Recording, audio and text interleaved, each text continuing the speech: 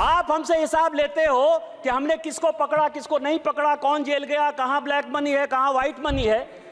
कभी अपने गिरेबान में झांका? जब रोपे पेड़ बबूल का तो आम कहां से हो। आप जो सीबीआई और इनकम टैक्स की बात करते हो, ये आपकी कारस्तानी है। हमारी सरकार माननीय निर्मला सीतारामन जी के ऊपर केवल वो उसको इंप्लीमेंट करती है। हमने अपने एजेंसी को केवल फ्री छूट दे रखा है। जो भी भ्रष्टाचारी है वो जेल जाएगा, वो किसी कीमत पर नहीं छूटे। जब नाश मनुष्य पर छाता है, पहले विवेक मर जाता है। अस्तित्व संकल्प दोहराता हूं, याचना नहीं अब रन होगा, जीवन या की मरण होगा। फाइनेंस बिल में एक बड़ा अच्छा पार्ट आता है अध्यक्ष महोदया, पीएमएलए का।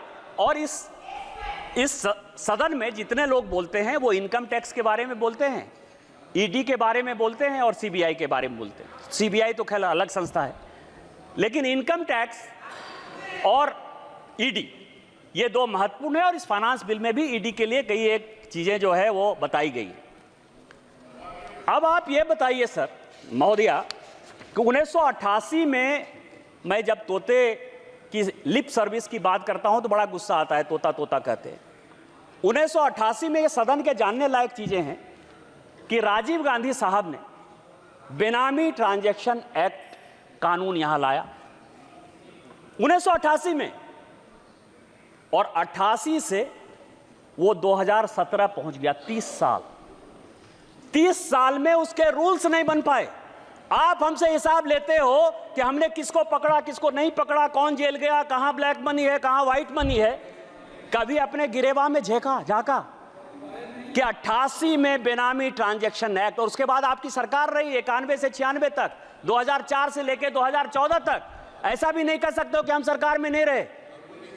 आप लागू नहीं कर पाए। आप किसको साथ दे रहे थे, किसको साथ दे रहे थे? दूसरा मैं आपको बताऊं, यह सुप्रीम कोर्ट का आदेश 2012 में दिसंबर के महीने में बेनामी ट्रांजैक्शन एक्ट में संशोधन हुआ। भारतीय जनता पार्टी की तरफ से मैं बोलने के लिए खड़ा हुआ, और उस तरफ से माननीय चिदंबरम साहब थे, बड़े फेमस वित्त मंत्री। उनसे ज्यादा पढ़ा लिखा आदमी तो मैंने जीवन में देखा ही।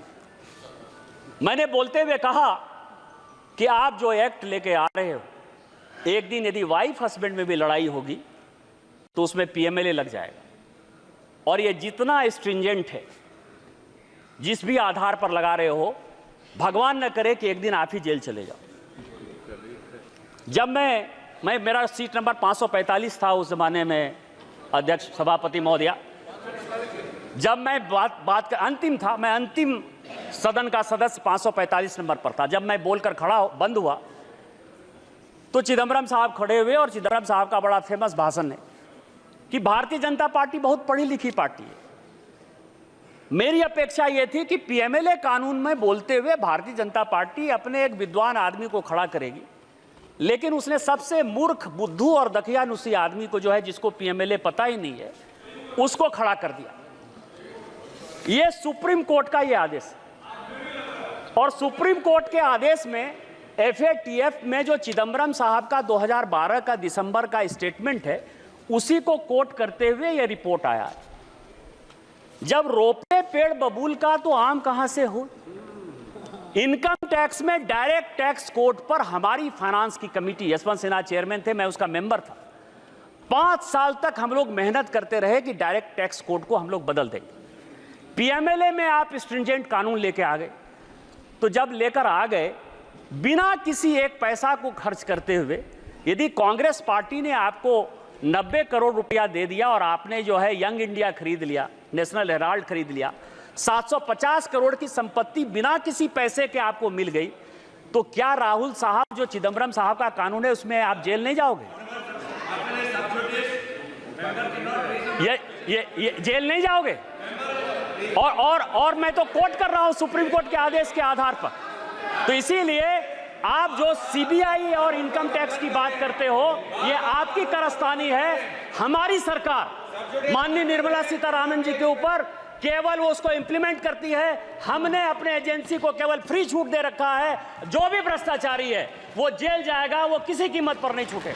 माननीय सदस्य कंप्लीट करिए प्लीज।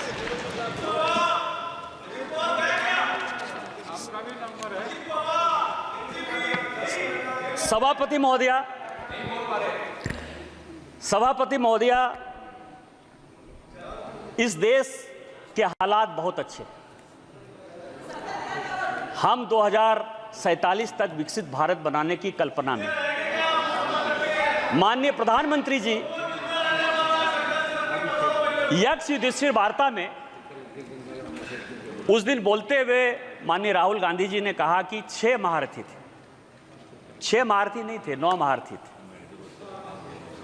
9 महारथी थे और 7 महारथी चक्रव्यूह लड़ रहे थे और 2 महारथी चक्रव्यूह के बाहर जो है 4 लोगों को, पांडवों को रोकने की कोशिश कर रहे थे। उसमें भीम थे, सात्विक थे, नकुल थे और सहदेव थे। और उसी में सात टोटल 9 महारथी थे जो कि अभिमन्यु से लड़ रहे थे और उसमें 7 महारथी ऐसे थे जो चक्रव्यूह में अभिमन्यु को घेरने के लिए बैठे थे और 2 महारथी ऐसे थे जो कि पांडव की सेना उसमें अंदर नहीं जा पाए। पांडव में 4 लोगों को उन्होंने मौका दिया हुआ था। इसका नाम था भीम, सात्विक, नकुल और सहदेव। और जिसकी रक्षा जो है जयद्रथ कर रहे थे उस दरवाजे की, तो उसमें नहीं जाए। इसमें एक महाभारत में दूसरे प्रसंग में क्वेश्चन पूछा यक्ष ने युधिष्ठिर से। एक क्वेश्चन है कि कह पंडिता, और दूसरा है को मूर्खा, और तीसरा है कह मत्सर। मैं मूर्ख पर नहीं जाऊंगा, मैं 2 ही चीज पर जाऊंगा, क्योंकि हो सकता है कि ये लोग अपने पर ले लें, लीडर ऑफ द अपोजिशन पर, कि उनको मूर्ख कह दिया। मैं उनका बड़ा सम्मान करता हूं। पंडित वो है,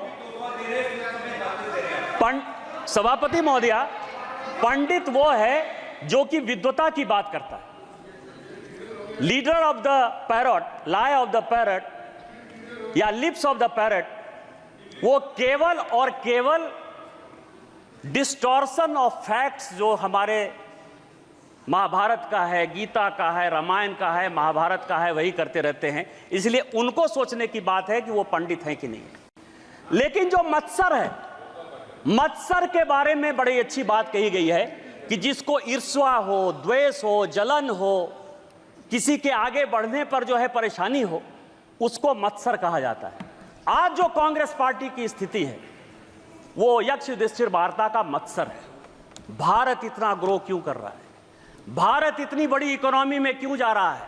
भारत दुनिया की तीसरी इकोनॉमी 2027 में क्यों हो जाएगा? और इस कारण से युवाओं को भड़काओ, किसानों को भड़काओ। इसी कारण से जातिगत रिजर्वेशन के आधार पर, जिस रिजर्वेशन के आधार पर आज बांग्लादेश जैसा देश जो है जल रहा है, पाकिस्तान खत्म हो रहा है, श्रीलंका खत्म हो रहा है, लीडर ऑफ द अपोजिशन के नाते जिसकी कोई जिम्मेवारी नहीं। और जिम्मेवारी कैसे होगी सभापति महोदय?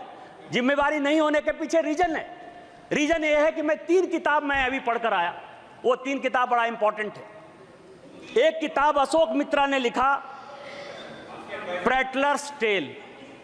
अशोक मित्रा साहब बंगाल के सबसे लॉन्गेस्ट फाइनेंस मिनिस्टर रहे और इंदिरा जी के वो इकोनॉमिक एडवाइजर। दूसरी किताब नटवर सिंह की है जो कहता है कि 1 लाइफ इज नॉट एनफ। और तीसरी किताब संजय बारू की है, एक्सीडेंटल प्राइम मिनिस्टर। ये 3 किताब है और तीनों आदमी, संजोग से अशोक मित्रा साहब को छोड़ दीजिए तो 2 आदमी तो अभी भी हैं। और किसी को कांग्रेस पार्टी ने जो है आज तक कॉन्ट्राडिक्ट नहीं किया। कॉन्ट्राडिक्ट। और तीनों किताब क्या कहती है कि अमेरिका तय करता था इस देश का वित्त मंत्री कौन हो। संजय बारू कहते हैं कि प्रधानमंत्री मनमोहन सिंह जी ये सरकार नहीं चलाते थे, ये सरकार नेशनल एडवाइजरी काउंसिल की सोनिया गांधी जी चलाती थी। ये मैं नहीं कह रहा, संजय बारू की किताब है, मैं तो केवल किताब को कोट कर रहा हूं। उस तीनों में और मैं कुछ CIA की डिक्लासिफाइड फाइल्स लेकर आया। ये CIA की डिक्लासिफाइड फाइल्स है। ये फाइल ये कहती है कि कांग्रेस पार्टी के सभी लोग सोवियत रूस से बिके हुए थे। वो पैसा लेते थे, पैसा लेकर वो जो है देश की पॉलिसी बनाते थे, देश का कैसे नुकसान हो वही काम करते थे। ये डिक्लासिफाइड फाइल कहती है। ये तीनों किताब को यदि आप देखेंगे, चाहे वो अशोक मित्रा की हो, चाहे संजय बारू की हो और नटवर सिंह की हो, ये कांग्रेस पार्टी इस देश को बदनाम करना चाहती है, बर्बाद करना चाहती है, ऐसा सिचुएशन पैदा करना चाहती है कि प्रधानमंत्री मोदी जी के खिलाफ पूरा माहौल बने, इस देश के खिलाफ पूरा माहौल बने, लेकिन वो हम होने नहीं देंगे। ये देश के तीसरे बार प्रधानमंत्री बनने वाले दूसरे लोग हैं। और मैं आपको रामधारी सिंह दिनकर की कविता से खत्म करता हूं कि उन्होंने कहा कि जब नाश मनुष्य पर छाता है, पहले विवेक मर जाता है। अस्तित्व संकल्प दोहराता हूं, याचना नहीं अब रन होगा, जीवन या की मरण होगा। इस देश को बनाने के लिए कोई भी कुर्बानी देनी पड़ेगी, हम कुर्बानी देंगे। हम वित्त मंत्री द्वारा इस फाइनेंस बिल का समर्थन करते हैं और पूरे सदन से यह आग्रह करते हैं कि उस बिल को पास करें। इन्हीं शब्दों के साथ जय हिंद, जय भारत।